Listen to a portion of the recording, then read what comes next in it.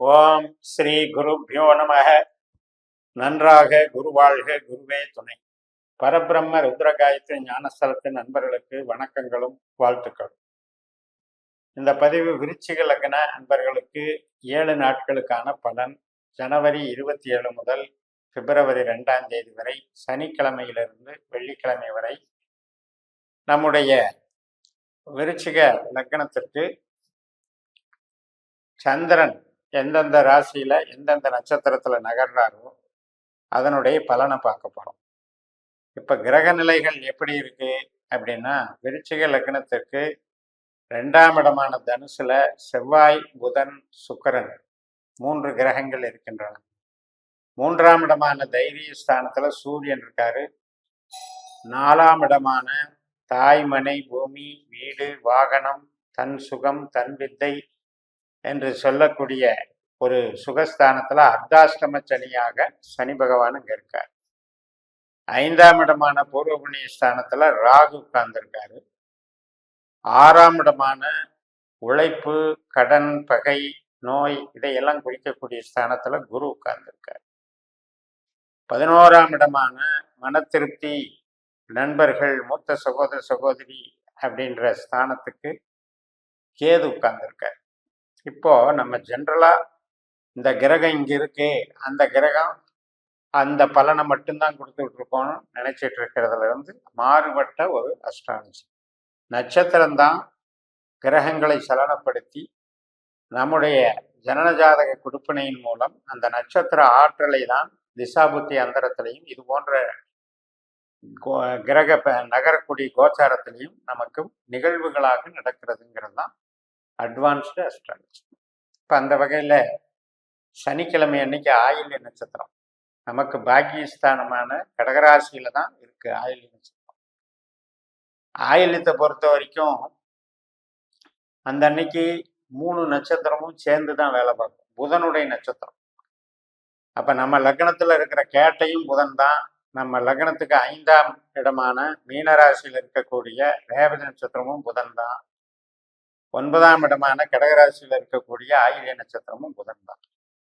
அப்ப இந்த 3 பாவங்களும் அன்னைக்கு அந்த புதன் மாதிரியே இயக்கும். அந்த புதன் எங்க இருக்காரு இப்ப கோச்சாரத்துல அப்படின்னு பார்த்தா, நமக்கு 2ஆம் இடமான தனஸ்தானத்துல சுக்கிரனுடைய நட்சத்திரத்துல இருக்காரு. அப்ப நம்மளுடைய ஈடுபாடு நமக்கு வர வேண்டிய பண வரவுல இருக்கும். மத்தியானம் 1 மணி வரைக்கும் இந்த ஆயில்ய நட்சத்திரம், அதுக்கு மேல மகன் நட்சத்திரம். சிம்ம ராசிக்கு சந்திரன் மாறிடுறாரு. மறுநாள் ஞாயிற்றுக்கிழமை 28ஆம் தேதி மதியம் 3:52 வரைக்கும் சிம்மராசியில மக நட்சத்திரம். சிம்மராசிங்கிறது நம்மளுக்கு 10ஆவது வீடு. அப்ப தொழிலுக்கு பலம் தானே, ஒரு அங்கீகாரம். இப்ப நம்ம வீட்டிலேயே இருந்தாலும் ஒரு சொந்த பந்தங்கள் கிட்ட, நண்பர்கள் கிட்ட, ஊர்ல பொது மனிதர்கள் கிட்ட, சமூகத்துக்கிட்ட ஒரு மதிப்பையும் அந்தஸ்தையும் நாம பெற்று ஒரு கௌரவமா இருக்கிறதுங்கிற விஷயத்த 10ஆம் இடம் நம்மளுக்கு உணர்த்துது. அப்ப அந்த ராசியில சந்திரன் போறது நமக்கு சிறப்பு. அடுத்த நாள், அதாவது ஞாயிற்றுக்கிழமை மதியம் 3:52 இருந்து திங்கட்கிழமை ஜனவரி 29ஆம் தேதி சாயந்தரம் 6:56 வரைக்கும் பூரம் நட்சத்திரம், சுக்கிரனுடைய நட்சத்திரம். 10ஆம் இடமான சிம்ம ராசியில பூரத்துல சந்திரன் போறார். அதுவும் நமக்கு சிறப்பு தான். நம்ம பேச்சுக்கு ஒரு மதிப்பு இருக்கும், சம்பாதிக்கலாம், தொழில் பலம் நல்லா இன்க்ரீஸ் ஆகும், லாபம் சிறப்பாக இருக்கும். இன்டீரியர் டெக்கரேஷன், மருத்துவம், ஆபரணங்கள், டெக்ஸ்டைல்ஸு, ஹாஸ்பிட்டாலிட்டி மற்றும் வாகனங்கள், இது சார்ந்த தொழில்கள் எல்லாமே சிறப்பாக இருக்கக்கூடிய நல்ல நாள். சுக்கிரனை பொறுத்த வரைக்கும் பொதுஜன தொடர்பு நம்மளுக்கு இன்க்ரீஸ் பண்ணி தருவார். ஒரு சிலர் வேலையில ஆராய்ச்சி பணிகள் செய்யறவங்களுக்கு இன்னும் சிறப்பா இருக்கு. அதே ஜனவரி 30ஆம் தேதி உத்தர நட்சத்திரம். இப்ப இது நம்ம கன்னி ராசியிலேயே சந்திரன் போறாருன்னு எடுத்துக்கணும், லாபஸ்தானத்துல. உத்தரன் என்பது சூரியனுடைய நட்சத்திரம். சூரியன் நமக்கு தொழில் ஸ்தானாதிபதி, 10ஆம் அதிபதி. அவர் இப்ப இங்க இருக்கிறது வந்து திருவோண நட்சத்திரத்துல இருக்காரு, சந்திரனுடைய நட்சத்திரத்துல இருக்காரு. அதாவது சூரியனும் சந்திரனும் பரிவர்த்தனை வாங்கிக்கிறாங்கன்னு அர்த்தம். பாக்யாதிபதியும் தொழில் ஸ்தானாதிபதியும் பரிவர்த்தனை வாங்கிக்கிறாங்க 3ஆம் இடத்துலையும் 11ஆம் இடத்துலையும் புரிஞ்சுக்கிறேன். இது வந்து ஒரு நல்ல யோகம்தான். அதாவது ஒரு பெருசா நம்ம சிரமப்படுத்தாம ஒரு நல்ல ஆர்டர்கள், நல்ல அங்கீகாரம் பெறுவதை காட்டுறது, மனசுக்கு பிடித்த நிகழ்வுகள் நடக்கிறத காட்டுறது, நமக்கு வந்து தைரியத்தையும் தன்னம்பிக்கையையும் விடாமுயற்சியையும் நம்மளுடைய டாஸ்க் என்னன்னு குறிக்கோளை நிர்ணயம் பண்ணிட்டு உழைக்கிறதையும் காட்டுறது. இந்த நாள் நமக்கு நன்மைகளை தரும். ஜனவரி 31ஆம் தேதி அஸ்த நட்சத்திரம், அதாவது புதன்கிழமை. இந்த அன்னைக்கு அதே லாபஸ்தானத்துல புதன் மாதிரி அஸ்தம்ன்றது சந்திரன் மாதிரி செயல்படுறார்.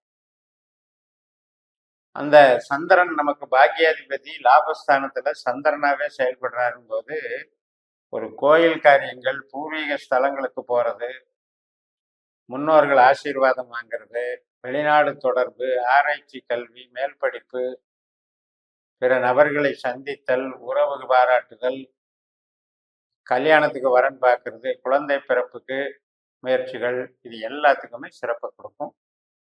குதூகலத்தை தரும். நண்பர்கள், கேளிக்கை, மூத்த சகோதர சகோதரி வகையிலையும் நன்மைகளை தரக்கூடிய நல்ல நாள். பிப்ரவரி 1ஆம் தேதி வியாழக்கிழமை, சித்திரை நட்சத்திரம், செவ்வாயினுடைய நட்சத்திரம். செவ்வாய் வந்து நமக்கு 2ஆம் இடத்துல இருக்கார், சுக்கரனுடைய நட்சத்திரத்துல இருக்கார். அதனால கஸ்டமர்கிட்ட இருந்து நமக்கு வரக்கூடிய பண வருமானத்தை காட்டுது. ஒரு சில பேருக்கு கணவன் மனைவி சார்ந்தும் சில வருமானங்கள் வரும். அதே நேரத்தில் மூலதனம் நம்ம போட்ட பணத்திலிருந்து வரும், அல்லது நம்ம ஏதாவது கொடுத்து வச்சிருந்த பணம் இன்னைக்கு வந்து ரிட்டர்ன் வரும். அந்த மாதிரியான ஒரு நல்ல நாளாக இது அமைகிறது. செவ்வாய் வந்து 2ஆம் இடத்துல இருக்கிறதுங்கிறது கொஞ்சம் பேச்சு பலத்தை கொடுக்கும், பேச்சு சாமர்த்தியத்தை கொடுக்கும். அதே உறவுகள் சம்பந்தப்பட்ட விஷயத்துல நம்ம பேசும்போது கொஞ்சம் சவுண்டு அதிகமாகவோ அல்லது முன்கோபம் அதிகமாகவோ எமோஷனை காட்டும்போது இந்த பருவ வயது மற்றும் இப்போ ஆண் பெண் உறவுல மட்டும் கொஞ்சம் அந்த சுக்கிரன் செவ்வாய் காம்பினேஷன்ல எச்சரிக்கையா இருந்துக்கணும். அடுத்த நாள் பிப்ரவரி 2ஆம் தேதி சுவாதி நட்சத்திரம், துளாராசியில உள்ள ராகுனுடைய நட்சத்திரம். நம்ம லக்னத்துக்கு 12ஆம் வீட்டுல சந்திரன் இருக்காரு. 12ஆம் வீடுங்கிறது என்ன? செலவு பண்றது, பிரயாணம் போறது, நம்மளை நாமளே தூக்கத்துக்கு எடுத்துக்கிறது, வருத்திக்கிறது. ஆனா ராகு நமக்கு எங்க இருக்காரு? நம்ம லக்னத்துக்கு 5ஆம் வீட்டுல இருக்காரு. அதனால எதிர்பாராத சில பிரயாணங்களோ, மருத்துவமனைக்கு போறதோ, அல்லது யாரையாவது போய் சந்திக்கிறதோ, மருத்துவமனையில சிகிச்சைகள் குணம் பெறக்கூடிய அமைப்பில் இருக்கிறது, வெளிநாட்டு வேலைக்கான முயற்சிகள், மூலதனங்கள், இதுக்கெல்லாம் சிறப்பான நாளாக இருக்கும். இந்த ராகுவானவர் வந்து நமக்கு 5ஆம் இடத்துல ஒரு பண வருமானம், இப்போ வந்து ஷேர் மார்க்கெட்டில் போடுறவங்களுக்கு கூட இன்னைக்கு சாதகமாக அமையும்.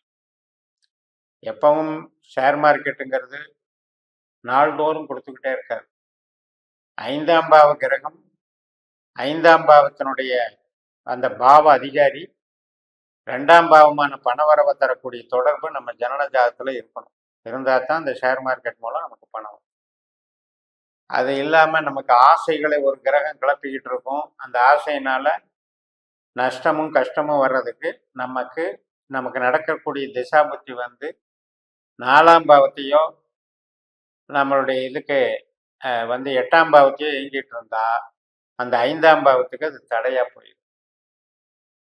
5ஆம் பாவம் எதிரான பாவத்துல நமக்கு திசாபுத்தி ஓடிட்டு இருக்கும்போது நாம 5ஆம் பாவமான ஷேர் மார்க்கெட்ல ஈடுபடுறது நஷ்டத்தை கொடுக்கும். இப்படியெல்லாம் நம்ம இந்த அட்வான்ஸ்டு அஸ்ட்ராலஜியில உங்களுடைய ஜனன ஜாதகத்தை நேர ஆலோசனை பண்ணி அதை வந்து நம்ம பிறந்த தேதி நேரத்தை வச்சு 12 பாவ உபநட்சத்திரங்கள்ன்ற கான்செப்டை எடுத்து இதை பயன்படுத்தி நமக்கு சரியான கொடுப்பினைகள் என்ன, சரியான வழிமுறைகள் என்ன, எந்த கிரகம் எதற்கு சாதக பாதகம் என்றெல்லாம் தெரிந்து கொண்டு பயன்பெறுங்கள். இதோடு நிறைவு செய்கிறேன். இந்த சேனலை சப்ஸ்கிரைப் பண்ணி ஷேர் பண்ணுங்க. உங்கள் தனிப்பட்ட ஜாதக பலாபலன்களை என்னுடைய வாட்ஸ்அப் நம்பரில் தொடர்பு கொண்டு பலன் பெறுங்கள். உங்களிடமிருந்து விடைபெறுகிறேன். உங்கள் ஜெயம்எஸ். நன்றி, வணக்கம்.